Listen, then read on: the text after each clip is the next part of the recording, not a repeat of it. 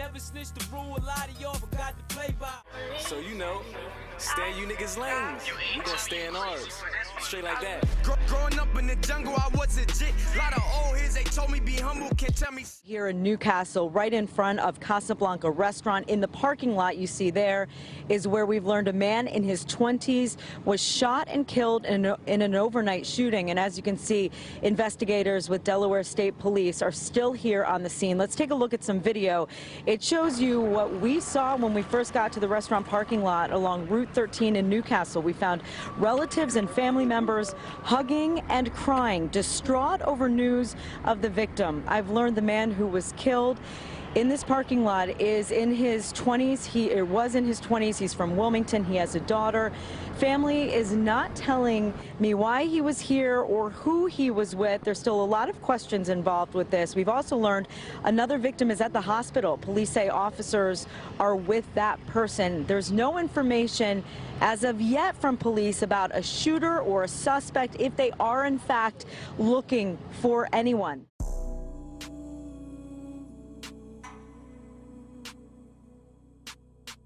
The story of Tymir J. Mason comes together in pieces, scattered across police reports, court filings, and brief news stories that never fully capture how a life can narrow down to a handful of violent moments.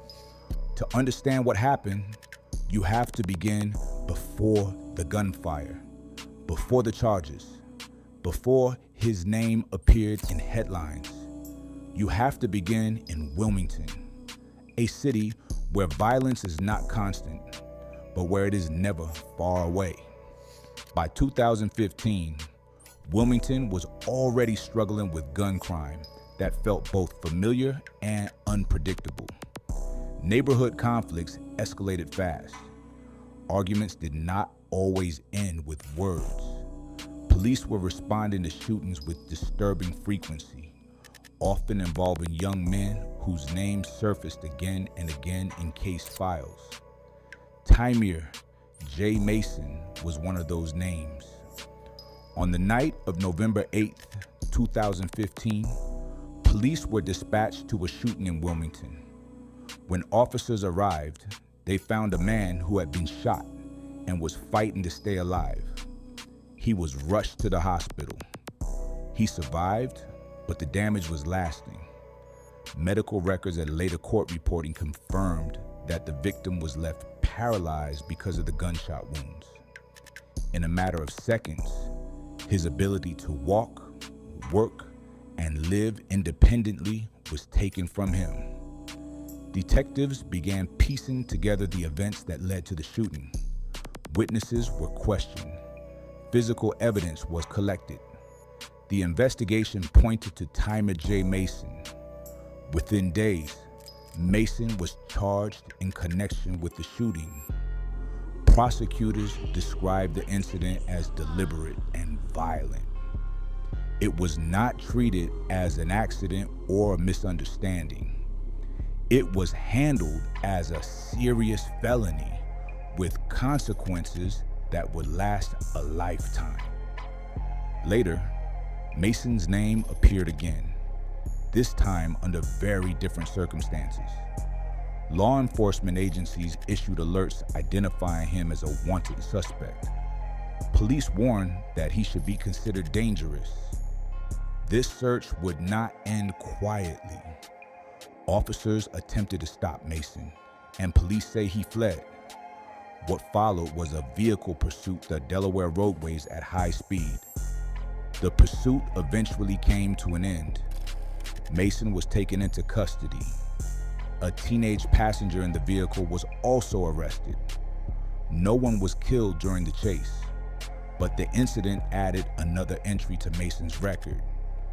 Investigators now had a clearer timeline that showed escalation from a shooting that left a man paralyzed to fleeing from police in a way that endangered others. Law enforcement did not view these events as separate. Prosecutors often look for patterns when making decisions, and this pattern was hard to ignore. Violence followed by flight, risk followed by arrests. Each incident built on the last. Then, in October 2020, the story reached its final stage. Delaware State Police responded to a shooting in Newcastle County. When officers arrived, they found multiple victims. Tymir J. Mason was among them. This time, he was not a suspect. He was the one who had been shot. He did not survive. State police publicly identified Mason as one of the victims. The case became a homicide investigation. Detectives worked to determine who was responsible and what led to the shooting. Attention shifted away from Mason's past charges and toward the circumstances of his death. As with many homicide cases, information was released carefully and in stages. There would be no final trial involving Mason, no sentencing, no courtroom conclusion tying his past actions to a formal judgment. His involvement with the justice system ended not with a verdict, but with a death investigation. Police records closed Mason's file as a suspect and opened a new one identifying him as a victim. In the end, the story of Tymir J. Mason stands out not because it is unusual, but because it is familiar. A shooting that permanently alters one life. Repeated encounters with law enforcement. A violent death that closes the file without resolution. It is the kind of story that rarely becomes a documentary because it resists clean narratives. There is no clear arc, no sense of justice that feels complete. I was worrying about just chasing that paper and selling sticks. I got niggas doing life in the feds for selling bricks. So it's on now. I've been in jail a couple times, a nigga grown now. No people lock me in the cell, a nigga home now. All the bad bitches, they calling my phone now. They got me in the zone now, gang. Now I'm a boss, all these niggas, they respect it. I make a couple calls, get you off, cause my niggas stepping.